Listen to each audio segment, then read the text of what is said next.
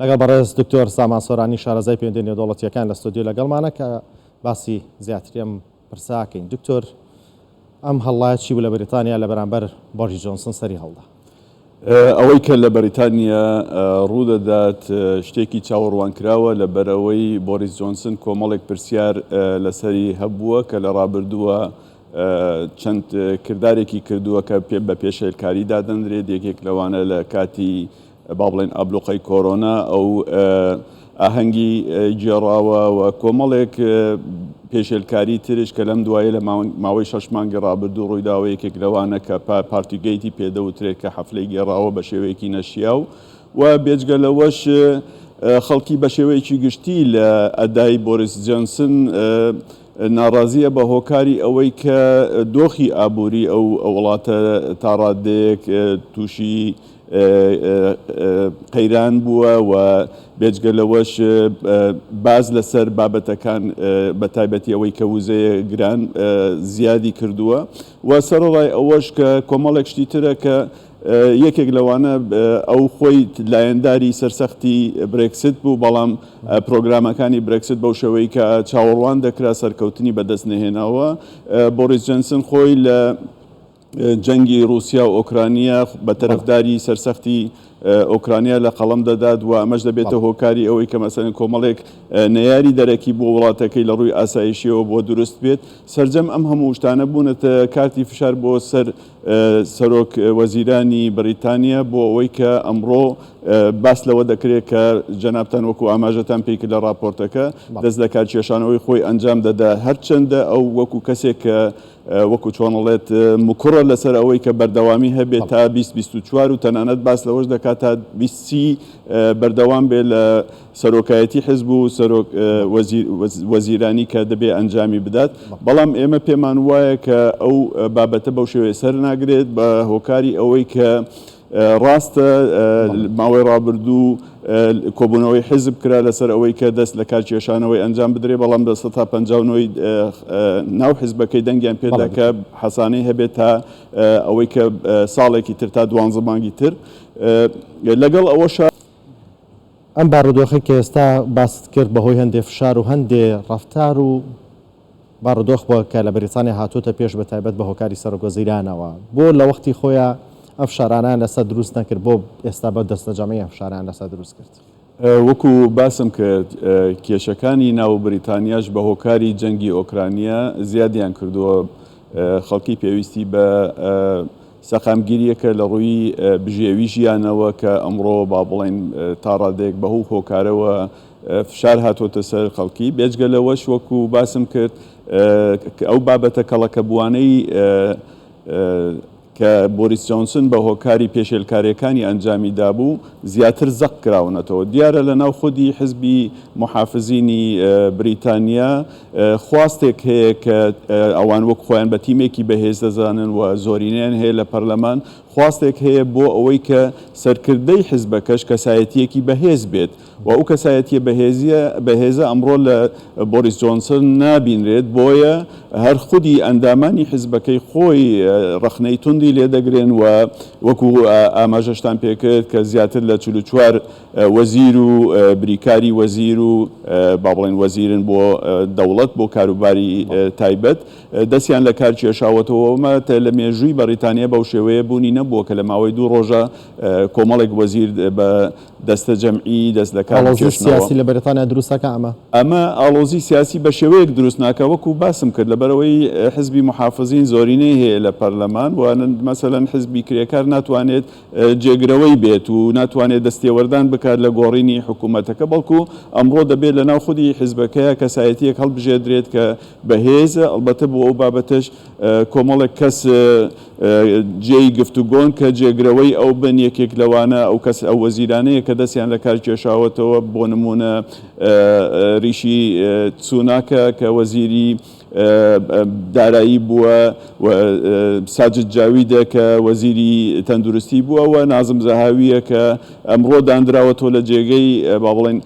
وەزیری دارایی و هەروەها کەسایەتی وەکو لیست تراست کە وەزیری دەرەوەیە کۆمەڵێک ناوی تر هەیە کە بۆ نمونە وەزیری بەرگریەوە خەڵکانی تری کەسایەتی ناو حیزبەکە ئەمانە هەمووی باسییان لێ دەکرێت کە دەتوانن ببنن بە جێگرەوەی بەڕێ زۆر سپۆنسن کە ئەمڕۆ لەوانەیە بە هۆکاری ئەوەی کە لەلایەن لیژنەیەکشەوە بانکێشت کرابوو کە پێی دەوترێ لیژنەی محافزینی ساڵی 1922 کە لە 22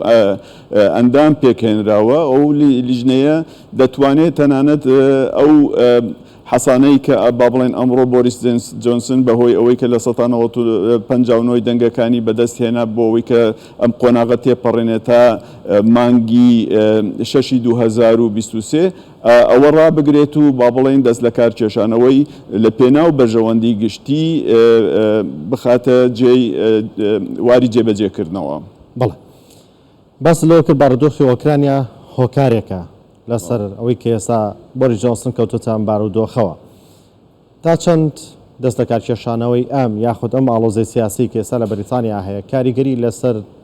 کۆی پرۆسەی نێودەوڵەتی یاخود هاوکاریکردنی بەریتانیا بۆ ئۆکرانیا و شەڕی ڕووسیا بێت. پێم وایە بریتانیا لەوانەیە بە پێداچوونەوەیەک بکە بەو سیاسەتەی کە ئێستا پەیڕەوی کردووە بەوەی کە بە شێوەیەکی زۆر ئەرێنی و زۆر چالاک هاوکاری ئۆکرانیا دەکات لە پێدانی چەک و با بڵێن لە ناو چوارچێوەی ناتۆ و دەرەوەی ناتۆش بۆ ئەوەی کە شەڕی ئۆکرانیا بەردەوامی هەبێت پێداچوونەوەیەک بەوە دەکرێت لەبەر ئەوەی بە شێوەیەکی گشتی وەکو ئاماژەمان پێی کرد بە هۆکاری جەنگی ئۆکرانیا نرخی وزە لە ئەوروپا کێشەیەکی گەورەی بۆ وڵاتان دروست کردووە بۆ نمونە یەکێک لە وڵاتانش کە ئەڵمانیایە کە لەوانەیە بە هۆکاری لە مانگی 5 ئەم ساڵدا باس لەوە دەکرات کە لەوانەیە ئەگەر ئەم قەیرانە بەردەوامی هەبێت نزیکەی 1000 تریلیۆن با بڵێن یورۆ ئەوان زەرمەند بن کارخانەکانیان زەرمەند بێ وەمە کێشەیەکی گەورەی ئابووری تەنانەت بۆ بریتانیاش دروستەکە بەوەی کە ئەوان لە ڕابردووە وەکو چۆنەڵێت لە ژێر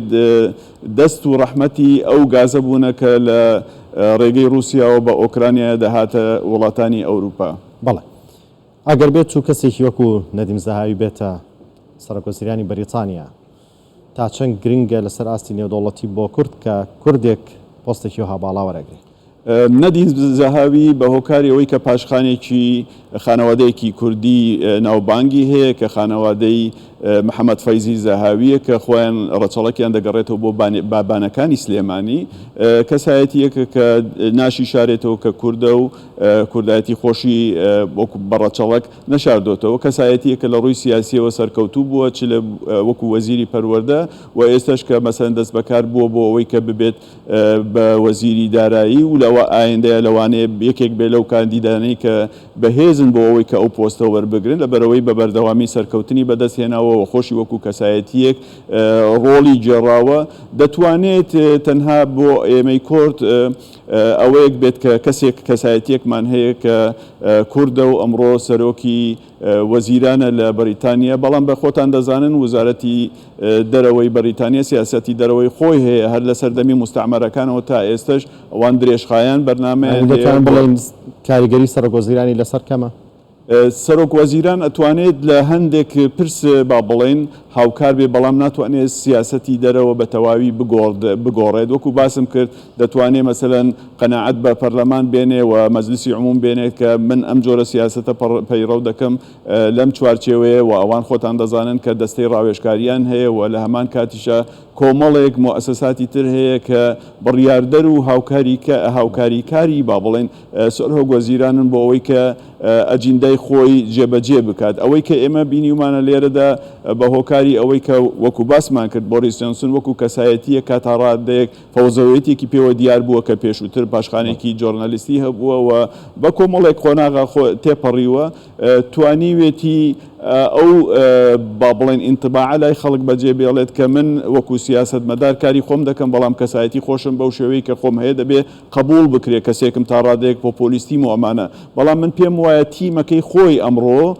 لە بەرامبەری ڕەخنەگربوونە و تویانەکە ئێمە بۆ نمونە با بڵێن ساجد جاوید یەکێک لەوانە بووە کە ئەڵێ ئیتر بەسە ئێمە ناتوانین بەم شێوەیە بەردەوام بین لەسەر ئەم سیاسەتەی کە سەرۆکوەزیران ئەنجامی دەدات ئێمە پێویستمان بە